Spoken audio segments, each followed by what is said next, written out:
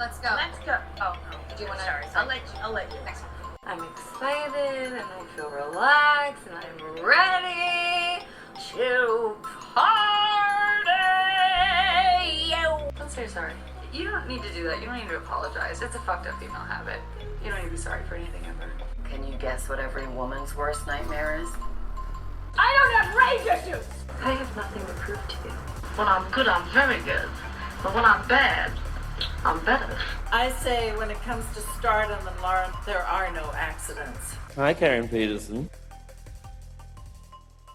Hello and welcome to Citizen Dame, the podcast where, you know what, there's nothing better than a kitten. Except for maybe two kittens. I'm Karen Peterson, new cat mom, joined by Lauren Humphries Brooks. Hello. Yes, we've been listening to No, get out of my purse. No, get off of there. Oh my God, they've just purchased. Oh yeah, it's almost too bad I didn't start recording sooner so that our listeners could just hear all the joy of me chasing my little kittens that are 10 weeks old out of everything that they're not supposed to get into. It's so funny because they ended up, I've been locking them in the bathroom when I'm gone at work. And so they're used to that. But yesterday I was like out of town for the day and I had a friend come in and check on them and feed them in the middle of the day.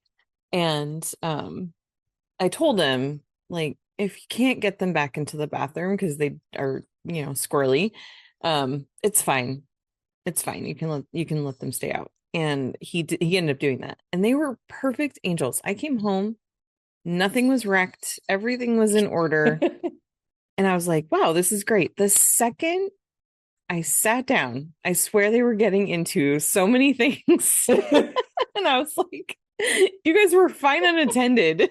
And now that I'm here, you're just getting into trouble. I don't get it. Yeah, they are like, oh, we have to perform now. It's just like, yes. It's must be time to wreck shit. Mm-hmm. Yep. Yeah. Oh, they're great though. They're so much fun. So, how They're are very you, cute. Lauren? They're are. very Thank cute. you. Thank you. I'm pretty good.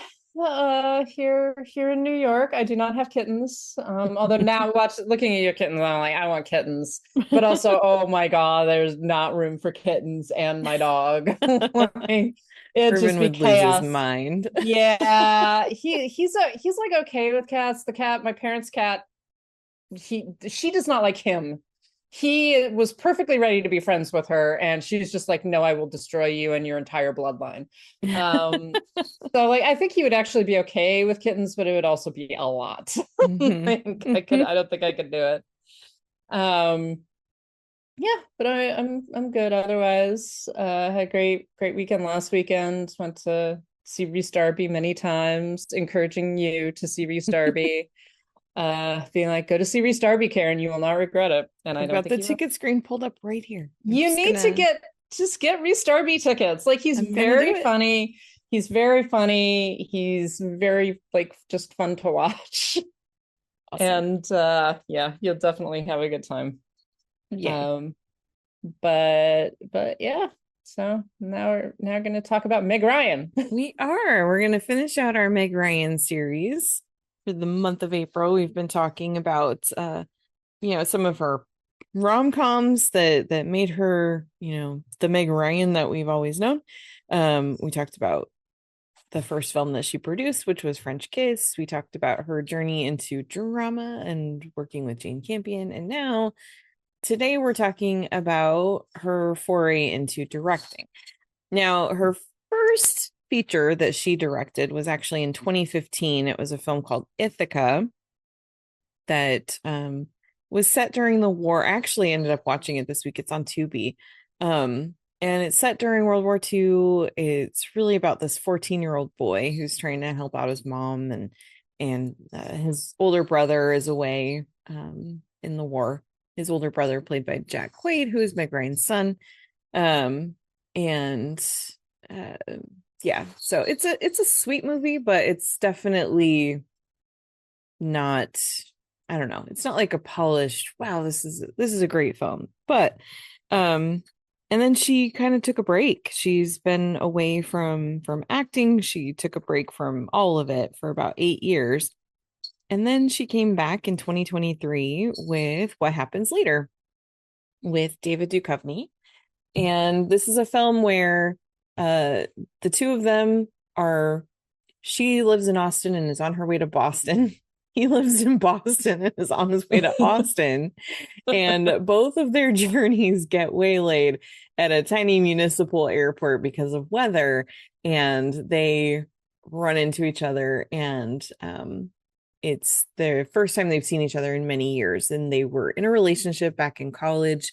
It ended and they went on to live their separate lives. And this is the first time that they're talking, and they end up spending the entire night wandering the airport because there's nowhere else to go and nothing else to do, and reconnecting. And yeah, so this was your first time seeing What Happens Later. What were your general thoughts about it?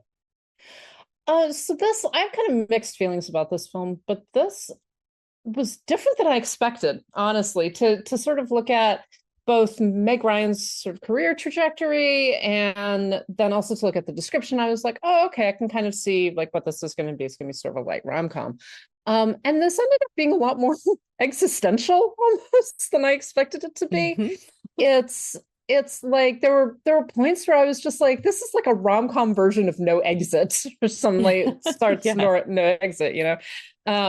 And I quite liked that, actually. Like initially I was trying to figure out what the goal was, as it were, like what were they setting up, because it's a bit odd because they're like in this airport. It's not clear where they are in the country. It's this small municipal airport, like you said.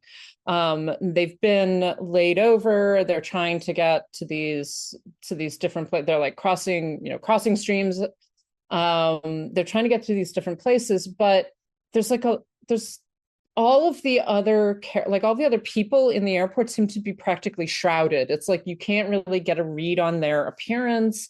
We never really see the faces of like the ticket agents or the bartenders or anyone who's working there, even though there are other people around them.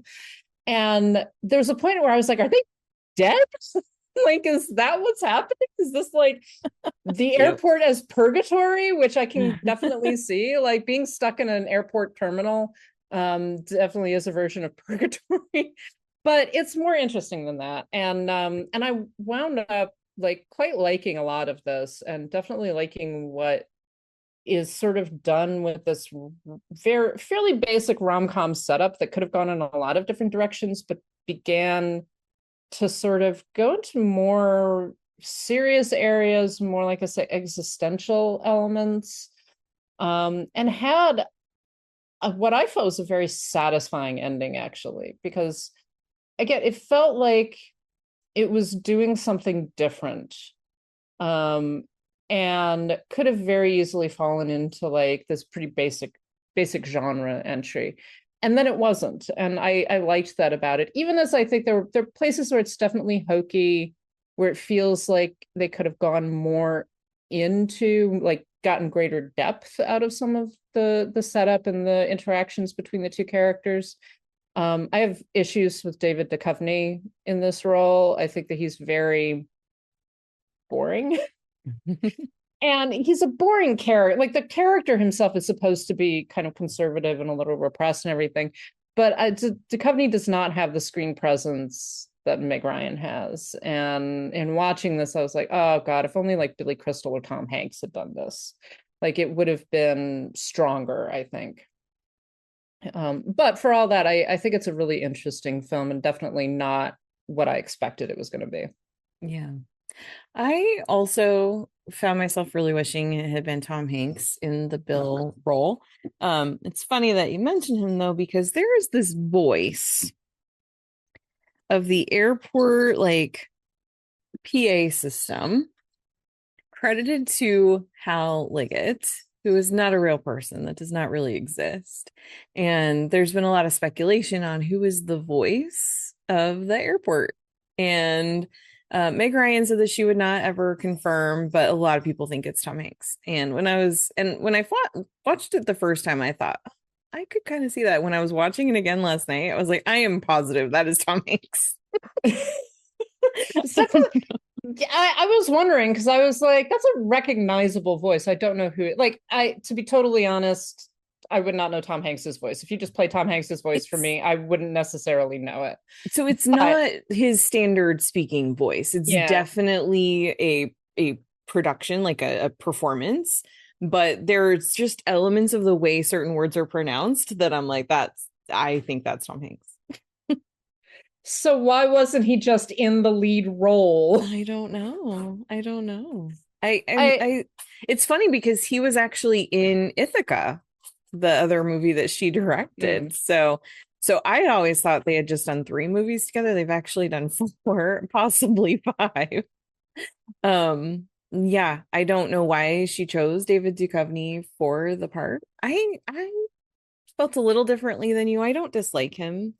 I do agree that he's a little boring, and I think that they don't have a lot of chemistry together for most of the movie. But I think by the end, I start to kind of see a glimpse of why she might have been drawn to a younger version of him. I think that like, so some of it is just my issues with David Duchovny. I find he's a very laconic actor. Like he speaks, he's sort of subdued. He speaks very slowly. It can sometimes work, like it sometimes works in the X-Files for me because it's, first of all, it's the 90s, and second of all, it's like, it's an interesting contrast between this guy who believes all this batshit stuff and has this very sort of, he's so blasé about it. Yeah, exactly. And the problem is, I think, in a role like this, where yes, Bill is a much more conservative character. He's obviously changed a good bit since they were together. He's sort of more traditional. He's gone more in that direction. He's a lot wearier, etc. And so all of that makes sense, but his delivery just is consistently like so low key that I'm like, bro, do you need like a coffee or something? Like, you want to wake up a little bit, like something. And the problem is that, like, you know, Meg Ryan, who does, you know, just have this very sort of active, communicative, more bubblier, as it were, screen presence. That contrast can work initially, but after a while, I'm like, wake up, dude. Like, move around a little bit more. Like, yeah, let me see who you are a little bit more. And that's so I didn't dislike him. Like, I wasn't like, oh no, this is terrible, I don't like him or anything. I just didn't feel strongly about him. I didn't feel strongly enough about him, particularly for a film that has a total of 3 characters, one of whom is never actually on screen. It's just a disembodied voice. So it really has to rest on the backs of these 2 actors and their chemistry and their relationship with each other, because that's what it's all about. So just, I felt it could have worked better with a different actor. Okay. Yeah, I mean, that's fair. I want to mention really quickly before we go too far into this that and if you hear background noise, it's because my kittens are tearing up a cardboard box right behind me. Sorry about that. Anyway, they're so distracting. Okay. Anyway, this sorry. This was originally a play, I want to say from like 2008, 2009, something like that. Written by Stephen Dietz. It was a play called Shooting Star. And then it was adapted into a screenplay by Dietz and Meg Ryan and Kirk Lynn. So they adapted it. And there's something else I was gonna say on that subject, and now I can't remember what it was. Anyway, this is it. So I don't think you and I talked about this at all before we were starting to record, but there are times where you can really get that aspect. You really feel that sense of it being very enclosed. It really does feel like, oh, I could see this working on a stage, but they still make use of the space of this airport, and you don't feel super confined to, you know, just one little location, even though you are. They really make use of of the setting. They make use of all the different, wings of an airport and all the different terminals and things. But what was I going to say about that? Oh my gosh. I totally lost my train of thought mid-sentence. I'm so sorry. Well, so I it didn't surprise me at all. Actually, about partway through the film, I was like, this feels very theatrical, like, and in a good way, right? It's like, it's that kind of closed location, very limited cast, this like, and there's a certain degree of stagey makes it sound like it's a bad thing, but like more stage-like dialogue where you get these characters having deeper and deeper emotional conversations that you wouldn't necessarily expect given the setting, right? In the middle of this airport, even though these are people that haven't seen each other for a long time. But so when I saw at the end, I was just like, oh yeah, it was originally a play. I was like, okay, that makes perfect sense. And I like that, and I agree with you. It doesn't feel like a stage setting, right? It feels very cinematic, and she does make use of the airport itself, and also that sort of liminal space that the airport is, because an airport terminal, especially if anyone who's ever had a layover, anyone who's ever had a plane delayed, or even canceled, or like that, just that endless waiting, the endless waiting and walking around and trying to find things to entertain you in a limited space, particularly in something like a municipal airport where you've got maybe one or two terminals, you've got like one group of gates, that you have like a single concourse, all of that. And it's really just there for people to pass through. And you're just kind of wandering around. It's like, okay, there's like one cafe, one bar, one restaurant. Like there's a limited amount of stuff that you do. In fact, watching it, I was just like, how have they not been to the bathroom like 3 times? Because I would have gone to the bathroom 3 times just to move around. But yeah, so like, what do you? I'll go get a coffee. I'll go like browse in the singular bookstore / convenience store. Like I'll buy a bag of chips. I'll, oh God, now I have to find something to eat. There's only one place to eat. All of that sort of thing.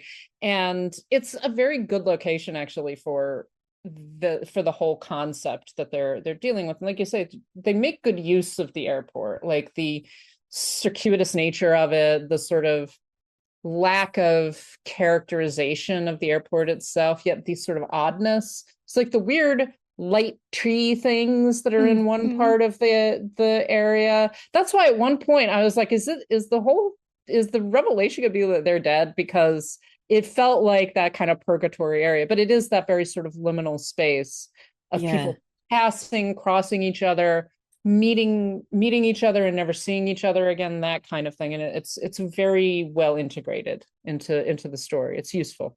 Yeah. By the way, that is the Northwest Arkansas National Airport in Bentonville, Arkansas. But I mean, I've spent some time in Syracuse International, big quotation marks, Syracuse International Airport. I think they've got a couple flights to Canada. And like, it's exactly that. It's just like, there's one like convenience store. There's like actually, I think there are a couple of places to eat, including like one generic bar and then like a Sbarro. There's always like a generic bar with some silly, like punny, airplane name. And that's what they have here. It's funny. Just speaking of small airports, this entire airport, which is very small, is bigger than the airport in the capital of Paraguay, which I have been to. I went to Paraguay years ago for a Habitat for Humanity trip, and that airport, also a nice airport, but it only had 4 gates. The international airport in the capital city had 4 gates. Wow. And so I was like, I think I'd rather be stuck in Bentonville overnight. I was so in my New Zealand trip, I went to Rotorua, and I had to fly back to Auckland to go from Auckland to Queenstown. And so I got dropped off at the Rotorua airport stupidly early. I don't know why I got there as early as I did. But it was like it was literally like two gates and no security at all. Wow. Like you just kind of walk in, you've got your little suitcase and everything. And like these people, all of whom are either flying to like Auckland or like all these little like Wellington, these like smaller airports. And we're all just kind of sitting there, and the cafe opened. And every single person in the airport got up and went to the cafe because it was that early, and all of us. And actually, I was standing next to a guy. We were both laughing. It was just like, yes, everyone needs coffee. But it was like the entire airport went to the cafe. It was great.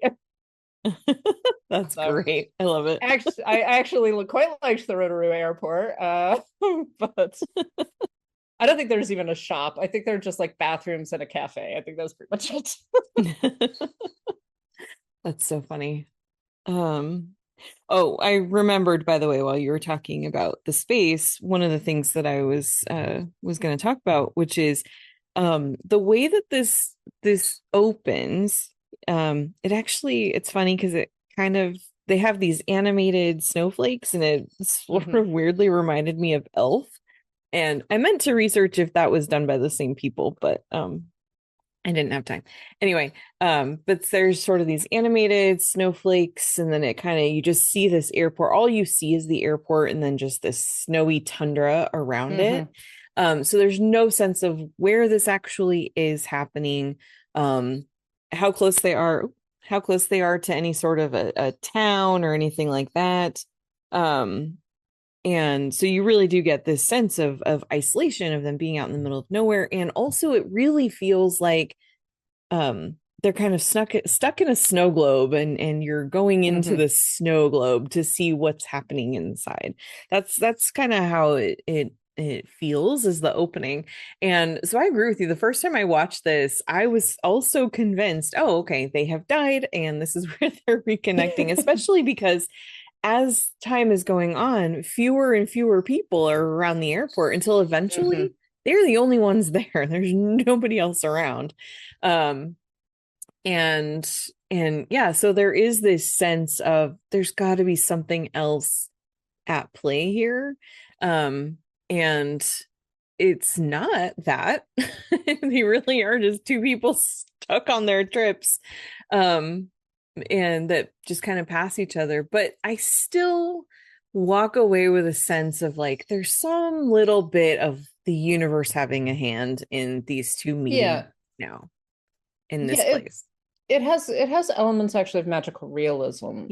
Of like that because you also get like the airport announcer commenting, talking to them directly, telling them what to do, telling them like, you're missing your connection, all of that. And part of the whole point, it's very metaphorical, and it's very like the point is that these two people they've left something undone with each other, and it's something that they need, not even really to repair their relationship, but to help repair themselves, and to know more about who they are, and to know that through the relationship that they had and through their conversations.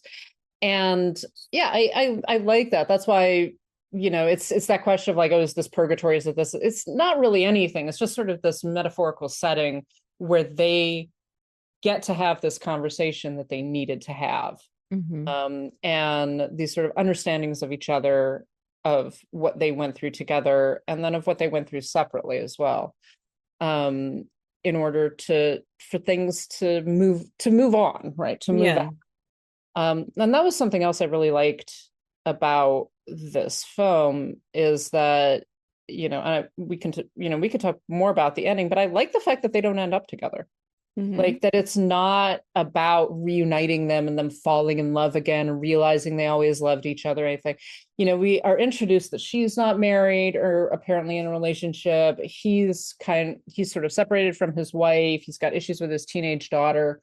But it isn't about getting them together and making them fall in love again or anything like that. It's about them sort of working through these issues via their previous relationship, and starting to repair that. And I like that. I like that it's not predictable. I like that it's not like, and then, they were really each other's one true love or anything.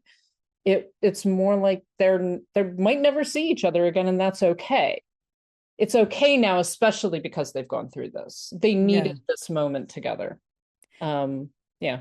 Yeah. And I definitely do want to come back to the ending in a minute, but I think along the way, the things that we learn about them, the conversations they have, first of all, he doesn't disclose that he and his wife are separated until far into the film. They've been spending a lot of time together, and she keeps, asking him questions about his wife and making comments about his wife, but he doesn't really do anything to call attention to the fact that that his marriage is not happy. He does acknowledge that he messed up big time with his teenage daughter when she said she wants to be a dancer, and he's sharing the story and like, the problem is she's not very good and I didn't react very well.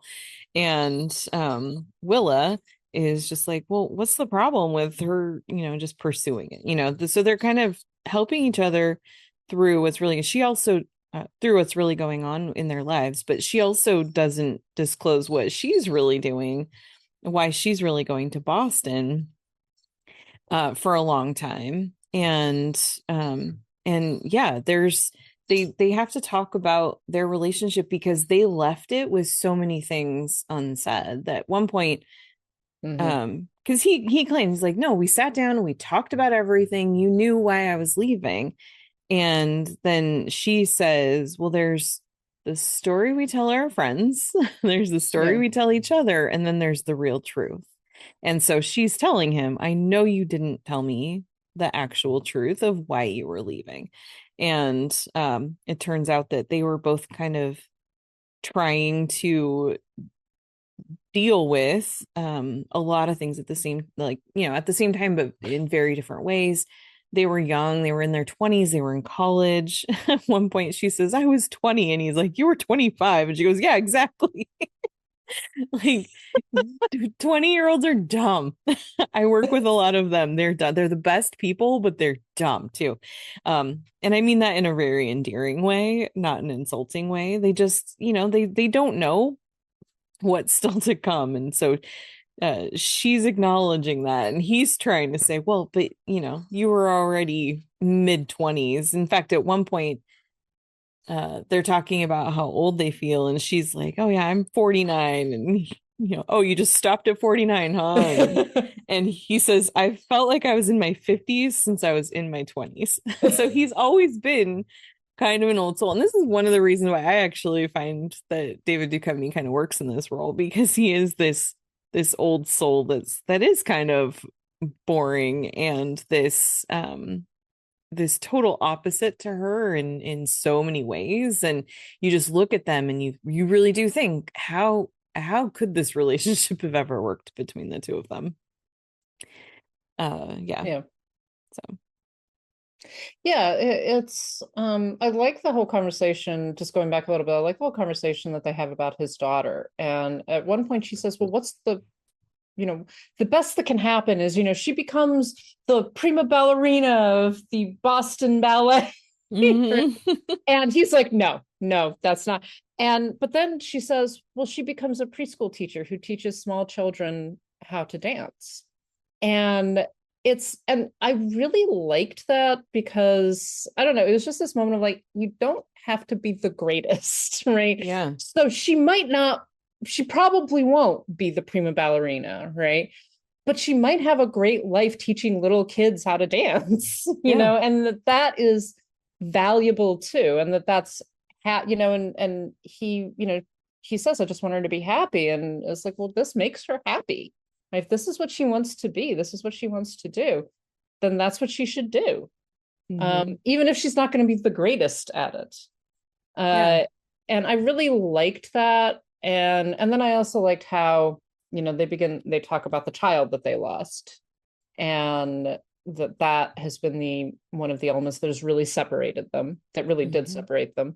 And his fears around that, because he thought that she was sleeping with all these different men, and she says she wasn't. She asked for an open relationship. Yeah. and all of that kind of spiraling, and you can kind of imagine the things that they didn't say to each other in their 20s, right? That would it have, they even talk about like, well, what if we had said those things? What if we had been able to like talk about this?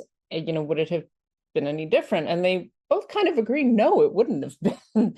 Even it might have given them more closure and more understanding as they went on, but it wouldn't have kept them together necessarily. This was the world that they were at. And it's one of those things that's sad on the one hand, but it's also like, you have those relationships with people that you're close to and that just it's not going to last, right? It's going to be a part of your life, but not the rest of your life. And that's unusual to see in a rom-com, and it's really nice to see at the same time. It's like, this was really important. And also it was never going to be the two of us, forever. Mm-hmm. Yeah.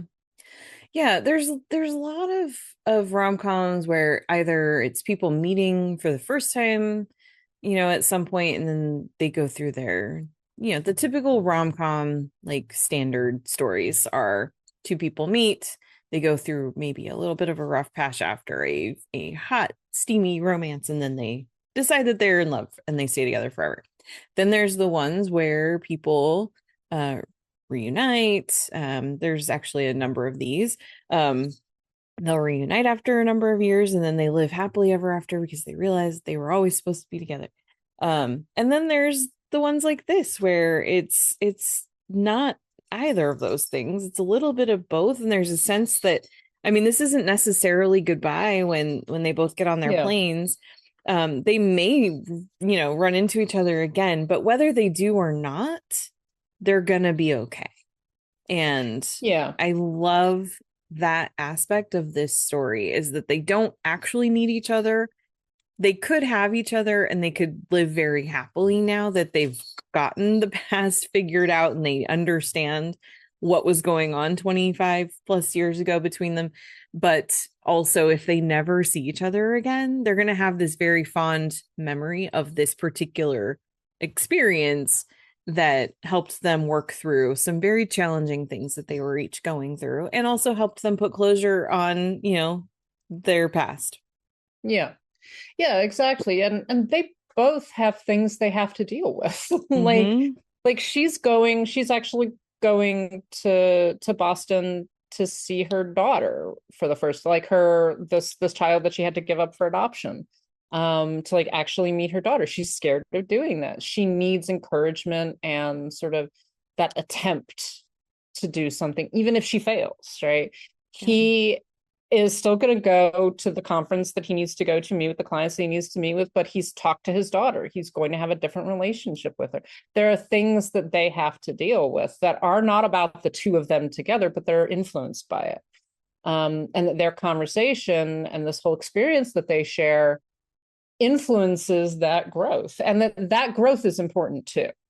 And it kind of, it's like, it doesn't have to be about the one, right? Or the idea that romance or love is just going to solve everything. And now they're going to be together and live happily ever after. It's like, well, they might get back together. They might see each other again. They might be friends. They might just know one another for a while. They might meet again and like crossing each other in an airport. And that's good. And it isn't going to be that awkward, uncomfortable thing that we get at the beginning of the story, but it's going to be really meaningful for the two of them. Yeah. There's another element of what they're both doing and kind of what they help each other with that I actually find a little surprising and I really enjoyed.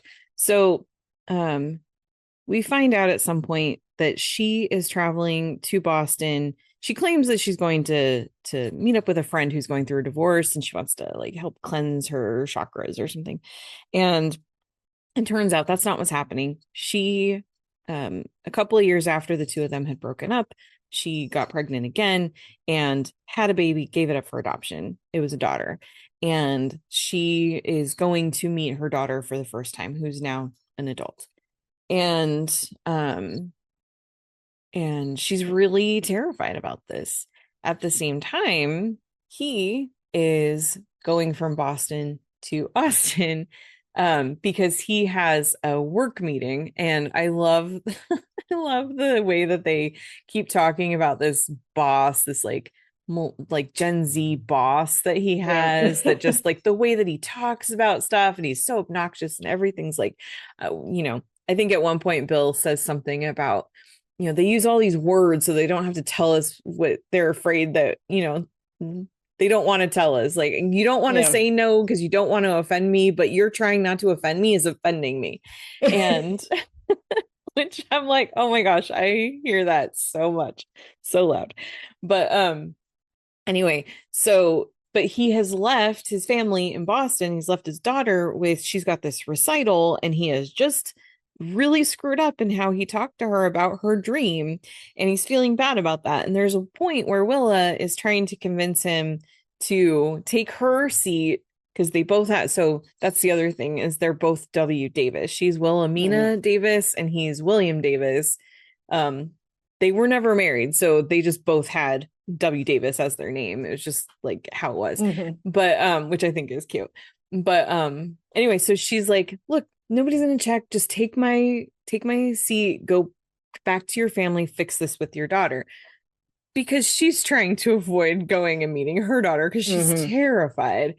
And I like that at the end he still gets on his plane to Austin to this work meeting that he's been dreading. He's gonna go fix stuff with his daughter too. That will happen, but he already kind of screwed up and he's missing the recital already, and that doesn't get fixed. And it's funny because, as you know, I've kind of made some reference to my childhood here and there. And as someone who's been in a difficult relationship with my father, part of me is like, no, I want him to go home and be there for her. But at the same time, he kind of doesn't deserve to be. And he needs to go see this trip through too. And he's going to go home and fix things with her after he's already missed her recital. But I feel like that actually makes sense for him as a character. And so I appreciate that they follow through on their trips that they were originally taking. They really don't alter any course. All that has happened is that this conversation, this night of spending time reconnecting, has just kind of unlocked things in their brain and made it so that they can go back into their lives and do better. And really, I don't get the sense that the issue with his daughter is not really missing her recital. It's things that are around that, right? It's the things that he said about her dancing. It's the way that he talked to her, and that's what he has to fix. It's about it's not about an individual thing. It's about fixing the relationship that he has with her, and changing the way that he approaches it. And so often it's such a rom-com trope, actually. Or a comedy trope, like got to get home for Thanksgiving or for Christmas or for the recital or for the this or for the that. You have to be there for this one particular thing. And of course, if you're stuck in an airport in the middle of a snowstorm, you're not. It isn't happening, right? And so often in those comedies, we talked about Planes, Trains, and Automobiles earlier this year. So often in those comedies, it concludes with, and they made it home for Christmas sort of thing, right? Because it was a miracle. That's not what this is about, because the issue isn't, will he be there for her recital? It's for this one event. For this thing. Like, will he be there for her? Because what she's ultimately going to remember, what is ultimately going to be important, is not whether or not he was there for this performance. It was whether or not he was able to support her throughout what she wanted to do in her life. What kind of a father was he going to be? And that's really what's important. And and it does, bring with it this whole thing of like her avoiding going to even trying, and like that's what the ending is about. Really is him telling you, like, just get on the plane. right? Don't run away from it. You've come this far, don't stop now. And again, it's very, I don't know if it's just because I'm getting a bit older or something, but that sense of like, you don't have to be the best. You don't have to even succeed. You just have to try. Yeah. Get on, get on the plane, do the thing that frightens you, but that whether or not it turns out good or bad, you need to do. And that's really important too. And I agree with you. I like that. Yeah. I also enjoy that the reason that they don't that you don't know if they're ever going to see each other again. It's actually really funny. So he gives her his business card, and on the back he's like, I'm going to write my cell phone number where we can check in with each other.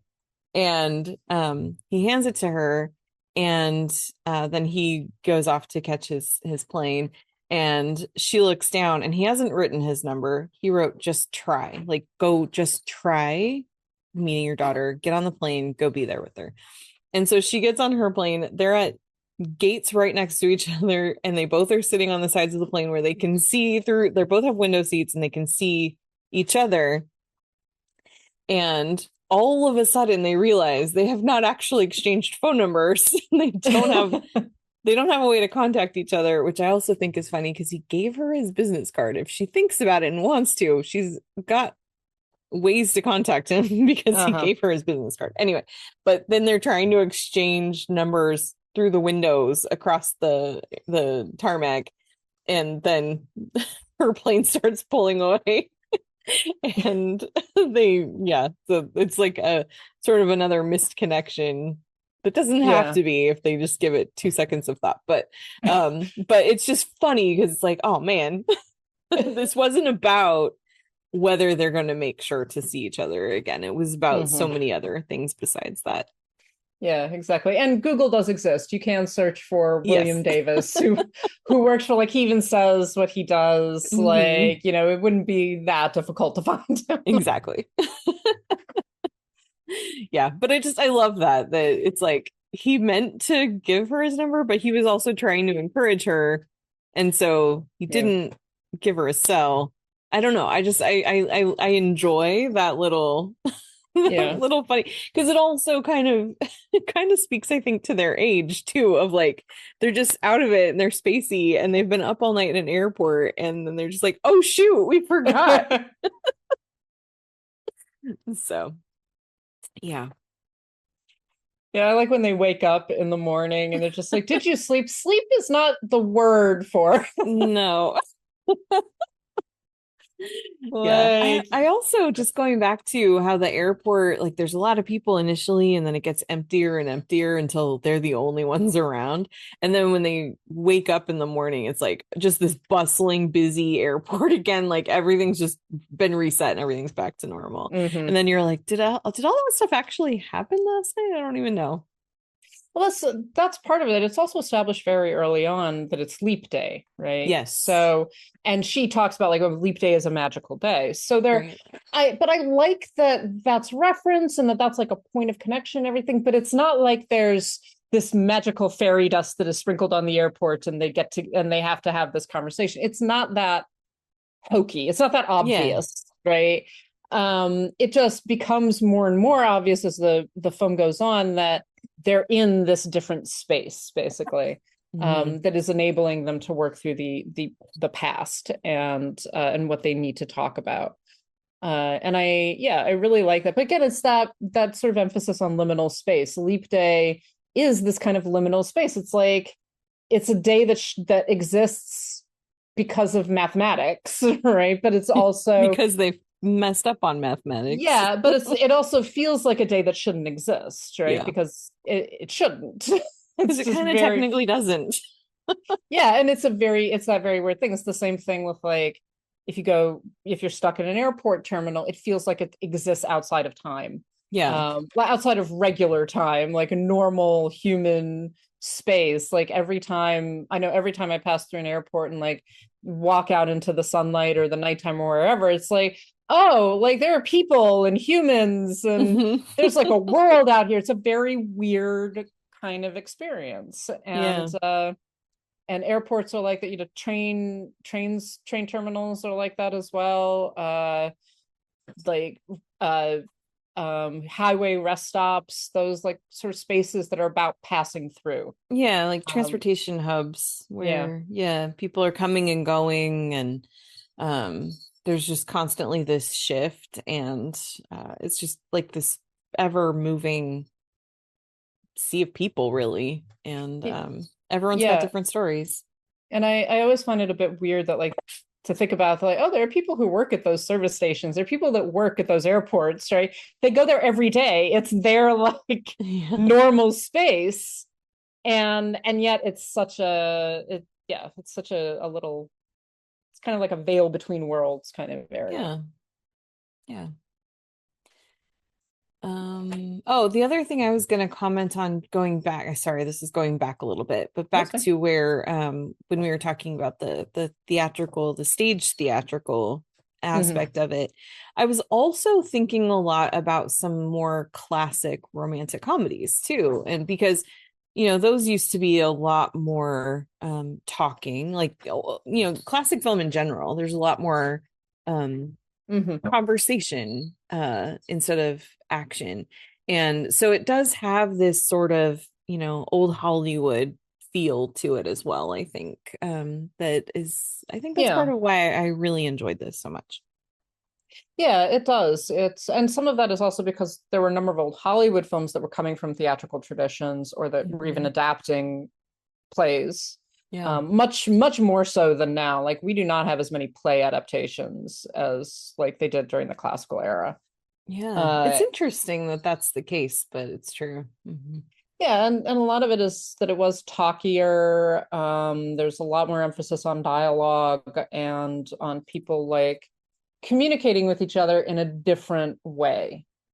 But yeah, it does have that element. It also, this film is dedicated to Nora Ephron. And it definitely has relationships to her films, including the films that Meg Ryan herself appeared in, like that kind of character type that she specialized in, that we've talked about over the course of this month. That sort of quirky, free spirit, but also very controlled at the same time. It's this interesting combination that she does, that it's the manic pixie dream girl, but also the girl who has very strong and set ideas about the way that things work. It's just a little bit odd. And those, and that's kind of what she's doing here. Like, she's doing that woman, but 20, 25 years on. What happened, basically. Yeah. Okay, we didn't talk about this ahead of time, but I thought it would be fun, now that we're at the end of our Meg Ryan series. I thought it'd be fun to bring back a little fuck, marry, kill. Okay. On her 3 romantic comedy co-stars that we have talked about. So we're going to leave out Mark Ruffalo from In the Cut. Sorry. If you include In the Cut, like, this is really easy. Yeah. But not the actors. So we're doing the characters. So Joe, Luke, and Bill. Fuck, marry, kill. Gonna kill Bill.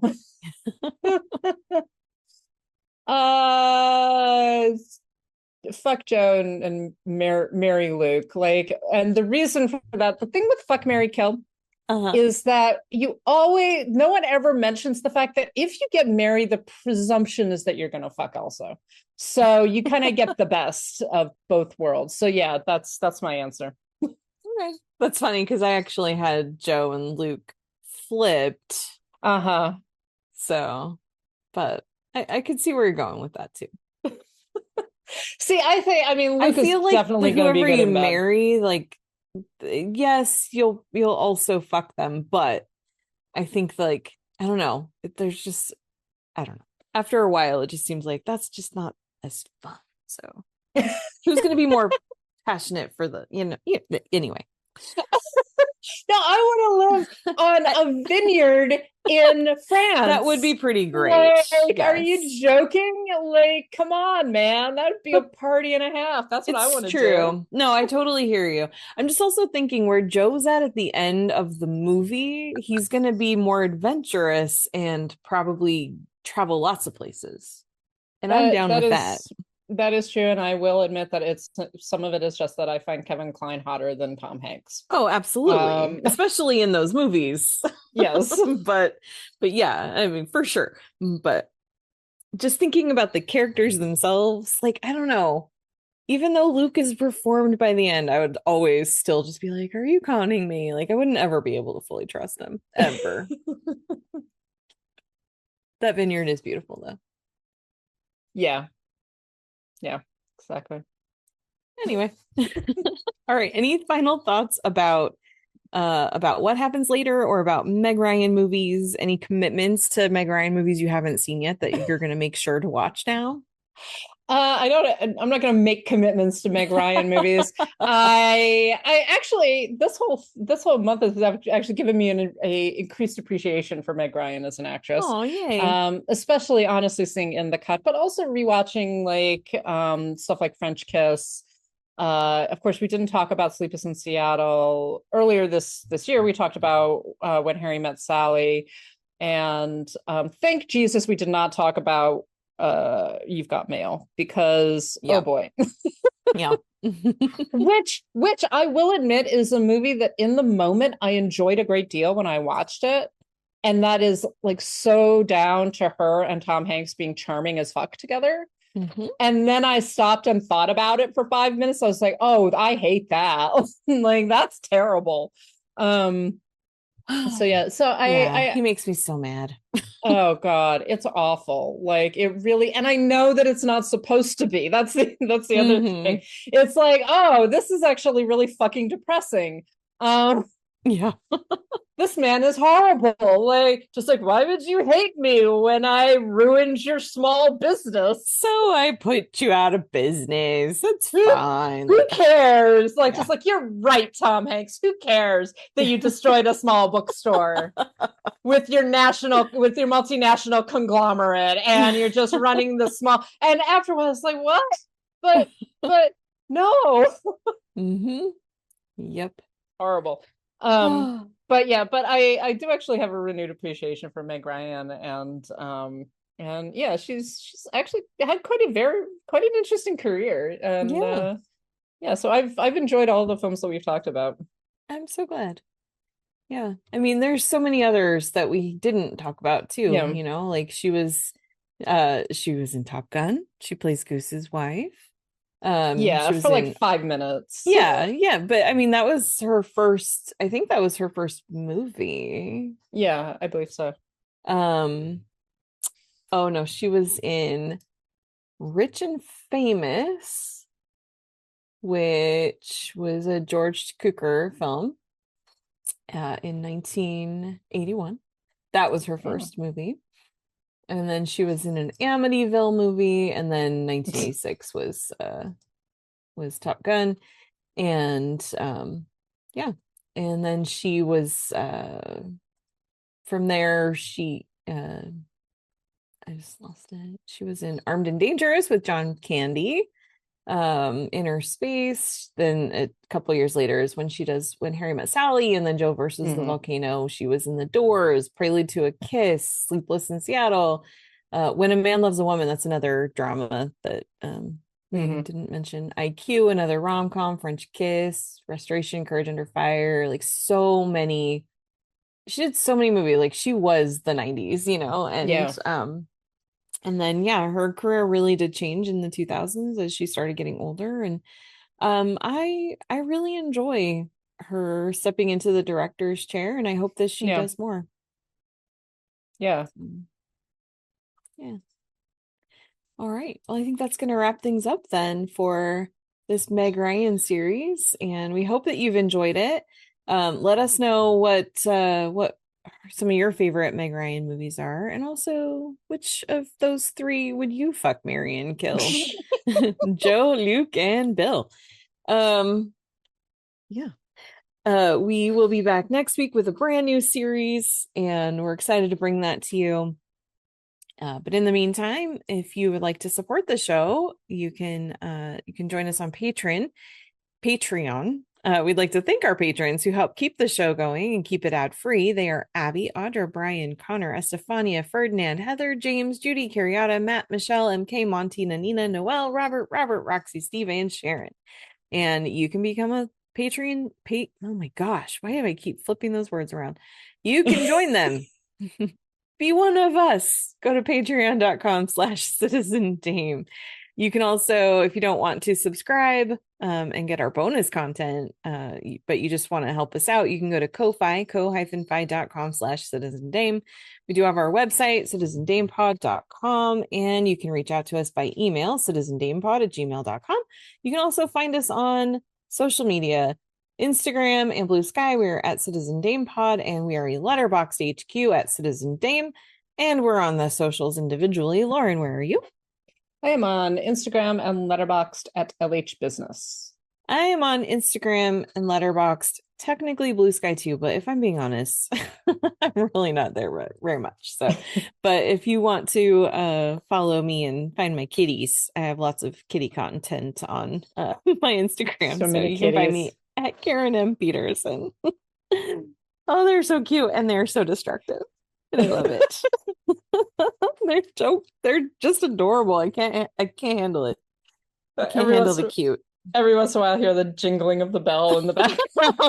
I'm like, their kittens are up to something. Oh, they sure are. Yep. Yeah, they're fun. Anyway, that's gonna wrap things up for this week. Thank you so much for listening, and we will catch you next time. Bye. Attention travelers, the National Weather Service has identified the storm as a bomb cyclone. Bomb cyclone? Yes. We never used to have bomb cyclones. No, they seem new. We had bombs and we had cyclones, but not together. I know. Also rain trains. Flash droughts. Fire tornadoes. Firenadoes. Hail hurrichanes. Haley canes. No, you're making that last one up. Oh, so what? Well, it's bad enough as it is without you making it up. You have a disturbing appetite for chaos, W. Davis. That was thunder snow. Thunder snow? Yes. Jesus.